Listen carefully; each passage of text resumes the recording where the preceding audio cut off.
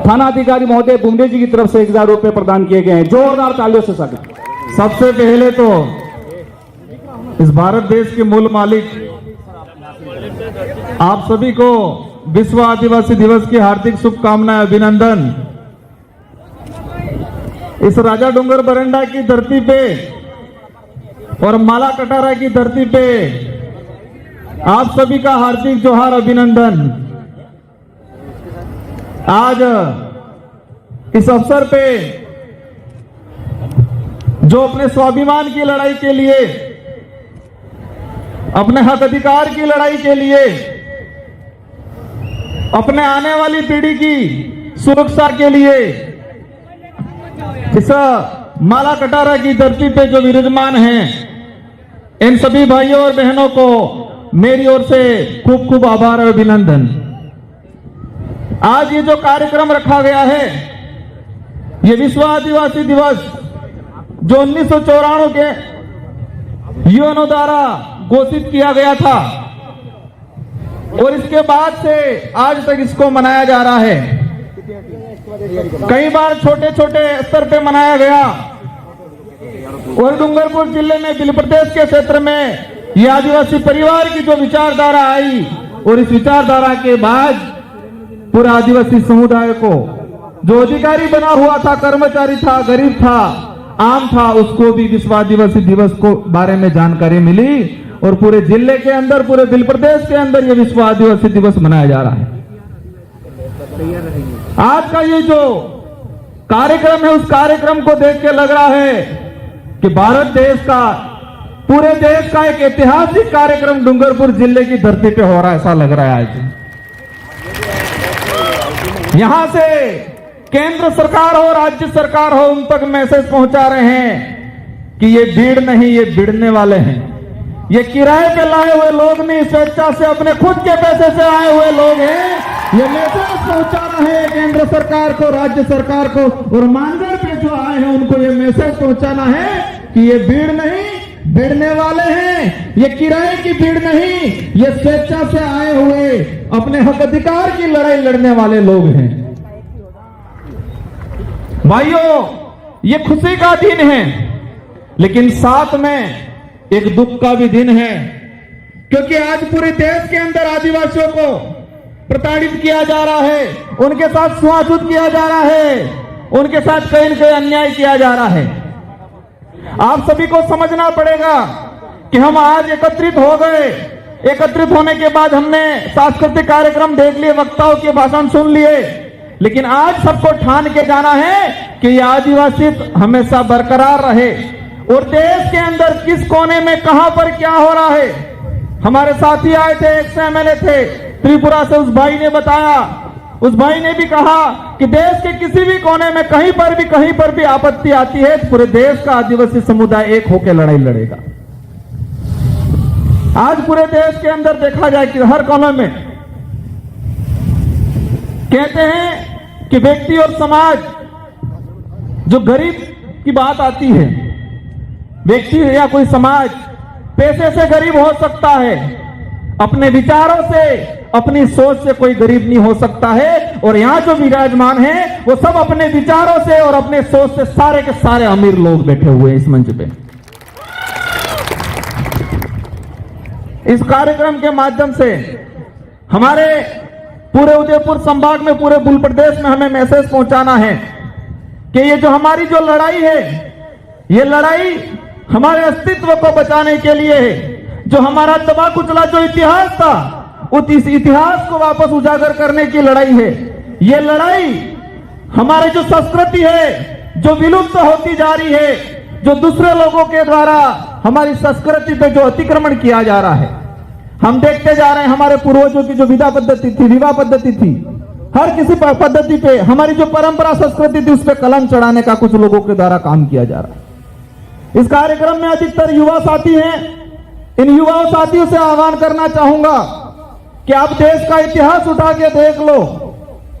देश के इतिहास में मुगलों से लड़ाई लड़ी हो, अंग्रेजों से लड़ाई लड़ी हो, राजा रजवाड़ों से लड़ाई लड़ी हो, उस लड़ाई में युवाओं का सबसे बड़ा योगदान रहा हुआ है।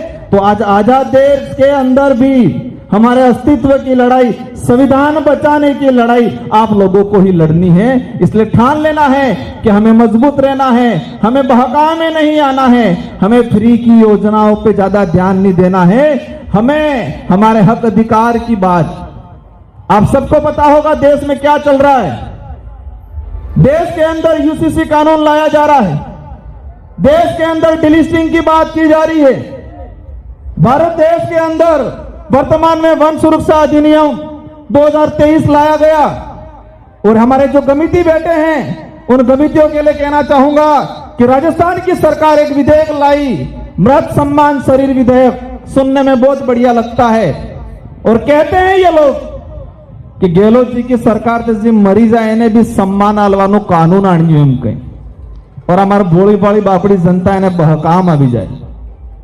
मृत सम्मान शरीर विधेयक, मैं उस सदन में उपस्थित था, हमने विरोध किया और उस विधेयक में यह है और इस विधेयक के कारण हमारे आदिवासी समाज की न्याय व्यवस्था खत्म करने का कानून लाया गया है।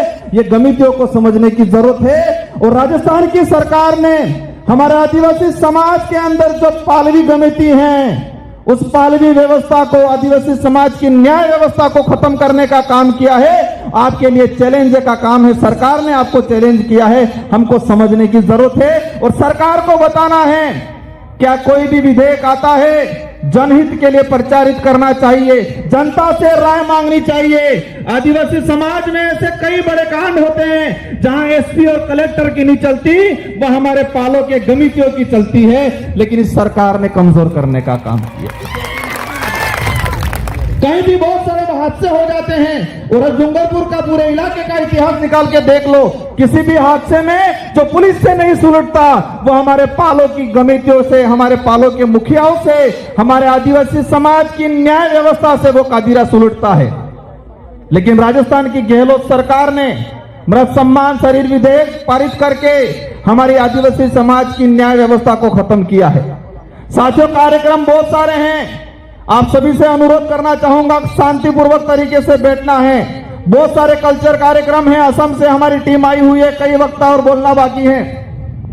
लेकिन ये जो आज आप जो सुन के जा रहे हो उस बात को अपने गांठ बांध के रख लेना है, दिलो दिमाग में बिठा के रख लेना है और समय आने पे एहसास कराना है कि आदिवासी समाज पे आप अन्याय करते जाओगे और चुनाव के वक्त आप हमको लॉलीपॉप दे दोगे और हम बिखरने वाले, हम उस लाभ लालच में आने वाले लोग नहीं है। ये गांठ बांध के जाना है, ये गुस्सा बरकरार रखना है और ये गुस्सा, हमारा देश लोकतांत्रिक देश है। इस लोकतांत्रिक देश में जनता का राज हुआ करता है, लेकिन इस लोकतांत्रिक देश में, लोकतांत्रिक जो देश है उस देश में कुछ लोग राजा बनने की कोशिश कर रहे हैं। उनको एहसास कराना है कि लोकतंत्र की चाबी जनता के हाथ में है और समय आने पे उस चाबी को ऐसे लगाओ कि उनका ताला हमेशा के लिए जंग खा जाए और उनको पता चले कि नहीं, ये राजतंत्र नहीं, ये लोकतंत्र है। ये एहसास कराने की जरूरत है। भाइयों तथा बहनों, ये उनका वर्ड है। क्या है? भाइयों तथा बहनों, हमारे देश की जनता को के बेवकूफ बना दिया गया और टीवी पे गोदी मीडिया दिखा देती है कि सीमा हैदर वहां से आई, साथ में कितने बच्चे आए सबको पता है। सीमा हैदर पाकिस्तान से आई, साथ में 4 बच्चे लाई। लेकिन इस गोदी मीडिया ने यूसीसी जो बिल है उससे आदिवासी समाज पे क्या असर पड़ेगा, एट्रोसिटी एक्ट पे क्या असर पड़ेगा, हमारा जो जमीन का अधिकार है उस पे क्या असर पड़ेगा, इस गोदी मीडिया ने दिखाया। ये गोदी मीडिया ये दिखाती है कि किसी का कुत्ता बीमार हो गया, उस कुत्ते को ये डॉक्टर इलाज कर रहा है, ये दिखाती है गोदी मीडिया। सीमा हैदर आई, उसके साथ 4 बच्चे आए, किस बच्चे का क्या नाम है वो दिखाती है। लेकिन देश के अंदर जो काले कानून बन रहे हैं, इस देश को खत्म करने के कानून बन रहे हैं, उस कानूनों के बारे में नहीं बताती है। और इस कानूनों के बारे में ये जो विचारधारा के, आदिवासी समाज की विचारधारा के जो लोग हैं, इस देश के जो सोशल एक्टिविस्ट हैं, जो स्वतंत्र पत्रकार है, वही बताते हैं। हमको समझना है, जानना है और आने वाले समय में उनको एहसास कराना है कि ये लोकतंत्र है, राजतंत्र नहीं। अंत में एक बात और कहना चाहूंगा, समय हो गया है, संचालक महोदय जी का इशारा आ गया है। ये जो विश्व आदिवासी दिवस मनाया जा रहा है, इस विश्व आदिवासी दिवस की थीम है, ये जो मना रहे हैं उसकी एक थीम है, यूएनओ ने सेलेक्ट किया है, गाइडलाइन जो बनाई है कि आदिवासी समाज आत्मनिर्णय लेना सीखे, आत्मनिर्भर बने।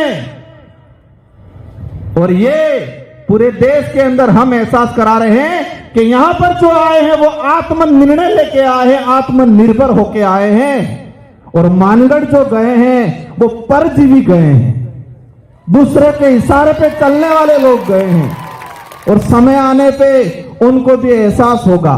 अगर राजस्थान की सरकार, राहुल जी, ये विश्व आदिवासी दिवस मना रही है, मैं इस मंच के माध्यम से उनको कहना चाहूंगा, कम से कम ये जो विश्व आदिवासी दिवस है उस दिवस की थीम का तो ध्यान रखते आप लोग।